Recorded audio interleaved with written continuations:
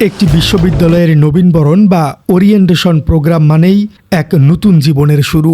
নতুন শিক্ষার্থীদের বরণ করে নেবার এই আনন্দঘন অনুষ্ঠানে সবার মিলেমিশে একাকার হয়ে যাবার কথা।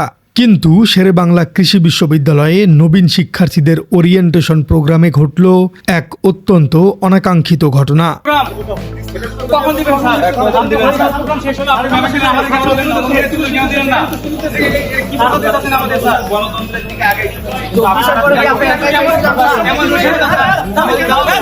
এমন একটি অস্বস্তিকর পরিস্থিতি তৈরি হলো যা পুরো বিশ্ববিদ্যালয়ের পরিবেশকে ভারী করে তুলেছে।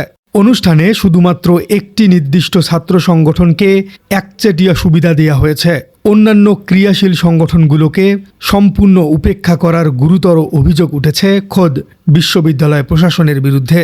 এর প্রতিবাদে স্থানীয় সরকার মন্ত্রী এবং বিএনপির মহাসচিব মির্জা ফখরুল ইসলাম আলমগীরের উপস্থিতিতেই একটি অভাবনীয় ঘটনা ঘটে গেছে। অনুষ্ঠান বর্জন করে সরাসরি বেরিয়ে গেছেন ইসলামী ছাত্র শিবির এবং বৈষম্য বিরোধী ছাত্র আন্দোলনের নেতারা। কিন্তু কি ঘটেছিল শেরেবাংলা কৃষি বিশ্ববিদ্যালয়ের সেই ওরিয়েন্টেশন মঞ্চে? তিনজনকে স্পেস দিতে দিচ্ছে, বাকিদেরকে অ্যালাউ করে নাই। এটা হচ্ছে এক নম্বর প্রশ্ন। দুই নম্বর প্রশ্ন হচ্ছে তারা প্রশাসনের ছাত্রদলের সভাপতি এবং সেক্রেটারিকে মেহমানের আসনে তারা আসন গ্রহণ।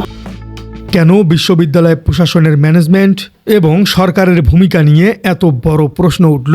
আর কেনই বা শিবিরের নেতারা এত বড় একটি প্রতিবাদ করে বেরিয়ে গেলেন? দর্শক, একটি বিশ্ববিদ্যালয়ের যে কোনো অনুষ্ঠানে সবচেয়ে বেশি সম্মান এবং মর্যাদা কার প্রাপ্য? এর উত্তর হলো বিশ্ববিদ্যালয়ের সম্মানিত শিক্ষক মণ্ডলীর। কিন্তু শেরেবাংলা কৃষি বিশ্ববিদ্যালয়ের এই অনুষ্ঠানে প্রশাসনের ম্যানেজমেন্টের চরম ব্যর্থতা দেখা গেল আসন বিন্যাসের একেবারে শুরুতেই। ক্যাম্পাস ও উপস্থিত সাধারণ শিক্ষার্থীদের সূত্রে জানা গেছে এক চাঞ্চল্যকর তথ্য। অনুষ্ঠান মঞ্চের একেবারে প্রথম সারির ভিআইপি আসনগুলোতে স্থান দেওয়া হয়েছিল বিশ্ববিদ্যালয়ের ছাত্রদলের সভাপতি এবং সাধারণ সম্পাদককে, অথচ তাদের ঠিক পেছনেই অত্যন্ত অবহেলিত অবস্থায় বসিয়ে রাখা হয়েছিল বিশ্ববিদ্যালয়ের সম্মানিত শিক্ষকদের। সেখানে উপস্থিত ছিলেন বিশ্ববিদ্যালয়ের প্রক্টর, ছাত্র পরামর্শক, বিভিন্ন অনুষদের সম্মানিত ডিন এবং প্রভোস্ট কাউন্সিলের সভাপতি। শিক্ষাগুরুদের পেছনে ফেলে দলীয় ছাত্র নেতাদের সামনের সারিতে বসানোর এই সিদ্ধান্তটি কোনোভাবেই মেনে নেয়ার মতো নয়। এটি প্রশাসনের চরম অব্যবস্থাপনা, অপেশাদারিত্ব এবং লেজুর বৃত্তিরই একটি নগ্ন প্রমাণ।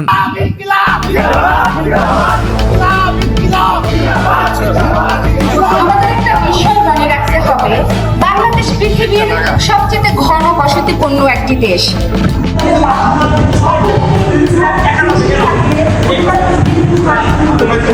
এই দৃশ্যটি উপস্থিত সাধারণ শিক্ষার্থী এবং শিক্ষানুরাগী মনে গভীর ক্ষোভ এবং হতাশার সৃষ্টি করেছে। শিক্ষকের চেয়ে যখন রাজনৈতিক নেতার কদর বেড়ে যায়, তখন সেই শিক্ষা প্রতিষ্ঠানের শিক্ষার মান নিয়ে প্রশ্ন ওঠা একেবারেই স্বাভাবিক। নবীনবরণ অনুষ্ঠান মূলত নতুন শিক্ষার্থীদের দিক নির্দেশনা এবং অনুপ্রেরণা দেবার জায়গা। এটি কোনো নির্দিষ্ট দলের রাজনৈতিক পেশিশক্তি প্রদর্শনের বা প্রচারণার মঞ্চ হতে পারে না। কিন্তু শেরেবাংলা কৃষি বিশ্ববিদ্যালয়ে রোববারের এই ওরিয়েন্টেশন প্রোগ্রামে প্রশাসনের টাইম ম্যানেজমেন্ট বা সময় ব্যবস্থাপনা ছিল চরমভাবে প্রশ্নবিদ্ধ। তারা একটি নির্দিষ্ট দলের কাছে পুরোপুরি মাথা নত করে ফেলেছিল। অনুষ্ঠানে বক্তব্য রাখার জন্য শুধুমাত্র শেরেবাংলা কৃষি বিশ্ববিদ্যালয়ের ছাত্র দলের সভাপতি, সাধারণ সম্পাদক এবং সিনিয়র সহসভাপতিকে সুযোগ দেওয়া হয়। এই তিনজন নেতা মিলে টানা প্রায় 21 মিনিট ধরে তাদের দলীয় বক্তব্য প্রদান করেন। অথচ জুলাই গণ অভ্যুত্থানের অন্যতম প্রধান দুই অংশীদার কারা ছিল তা হয়তো সবারই জানা। বৈষম্য বিরোধী ছাত্র আন্দোলন এবং বাংলাদেশ ইসলামী ছাত্র শিবিরের কাঁধে ভর করেই সেই বিপ্লব সফল হয়েছিল। কিন্তু অবাক করার বিষয় হলো, এই দুটি সংগঠনের কাউকেই মঞ্চের একটি মিনিটও কথা বলার জন্য দেওয়া হয়নি। তাদের যেন সম্পূর্ণ পূর্ব পরিকল্পিতভাবেই সাইড লাইনে ফেলে রাখা হয়েছিল। প্রশাসন এবং আয়োজকরা কিভাবে একটি বিশ্ববিদ্যালয়ের সার্বজনীন অনুষ্ঠানে এমন একপেশে এবং বৈষম্যমূলক কর্মসূচি তৈরি করলেন? এই প্রশ্নটি নিয়ে এখন সারা দেশের ছাত্র সমাজে রীতিমতো সমালোচনার ঝড় উঠেছে।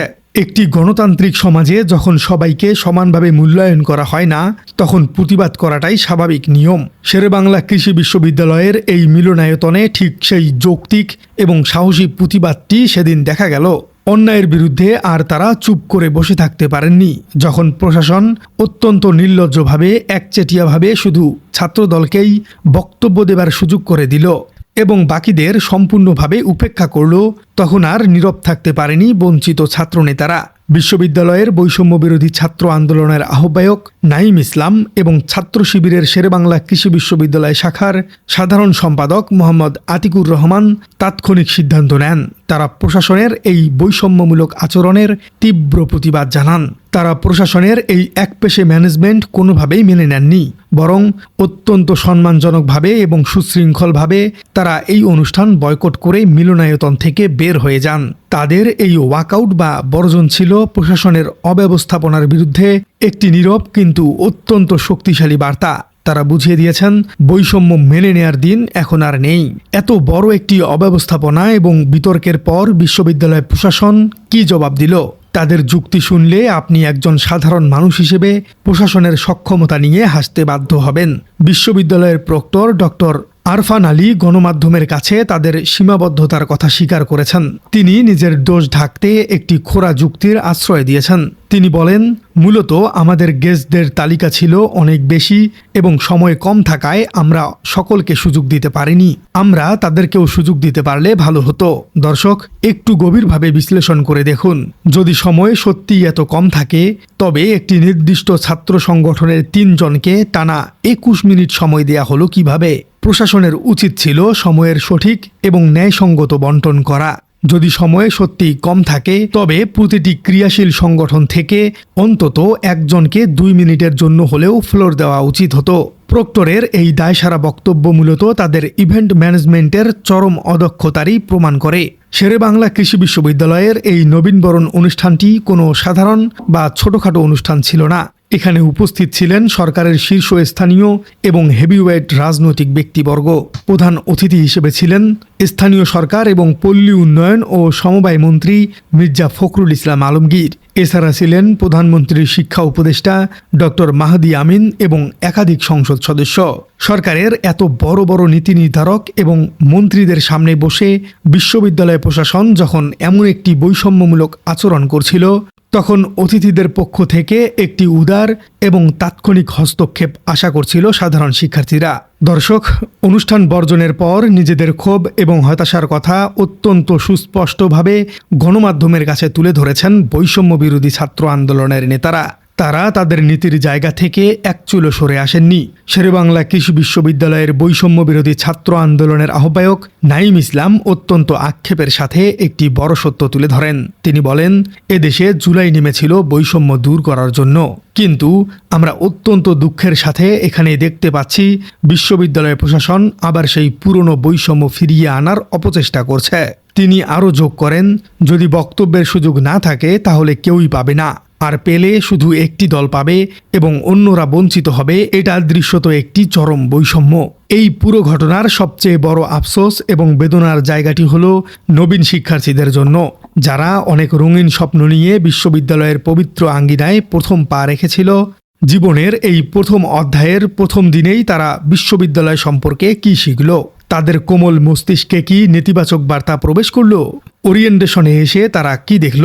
ওরিয়েন্টেশনে এসে তারা দেখল এখানে মেধাবী শিক্ষকদের চেয়ে রাজনৈতিক নেতাদের কদর এবং ক্ষমতা অনেক বেশি। তারা দেখল প্রশাসন সবার সাথে সমান ন্যায়সঙ্গত আচরণ করতে সম্পূর্ণ ব্যর্থ। এই ধরনের বৈষম্যমূলক ঘটনা নবীন শিক্ষার্থীদের মনে ছাত্র রাজনীতি এবং বিশ্ববিদ্যালয় প্রশাসন সম্পর্কে প্রথম দিনেই একটি চরম নেতিবাচক ধারণা তৈরি করে দেয়। প্রিয় দর্শক, শেরেবাংলা কৃষি বিশ্ববিদ্যালয়ের প্রশাসনের এই চরম অব্যবস্থাপনা এবং শিবিরের এই যৌক্তিক এবং ওয়াকআউটকে আপনি কিভাবে দেখছেন? শিবির ওয়াকআউট করে কি আসলেই সঠিক কাজ করেছে?